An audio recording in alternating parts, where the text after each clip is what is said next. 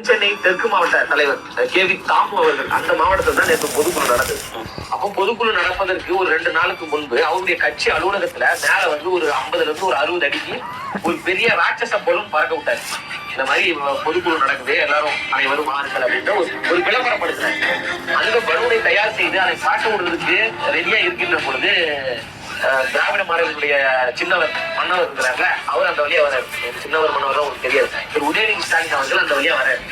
கரெக்டா எங்க மாவட்ட செயலாளர் வந்து அந்த பலூனை பறக்க விடுறதுக்கு தயாரா இருக்கும்போது இவரும் என்ன பண்ணிடுறாரு, அந்த பலூனை பார்த்துறாரு. அந்த பலூனை பார்க்கும்போது எங்க தலைவர் வந்து கையை இப்படி நீட்டிட்டு வெற்றி நிச்சயம் அப்படின்ற ஒரு ஸ்டில்.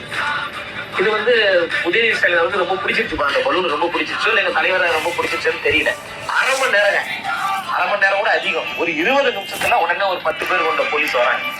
வந்து எங்க மாவட்ட செயலாளரை வந்து போலீஸ் ஸ்டேஷனுக்கு கூட்டு போய் 45 நிமிஷம் உட்கார வைக்கிறாங்க. அந்த பலூனை வந்து பறிமுதல் பண்ணிட்டு போயிட்டாங்க. தென் சென்னை தெற்கு மாவட்ட தலைவர் கே.வி. தாமு அவர்கள் அந்த மாவட்ட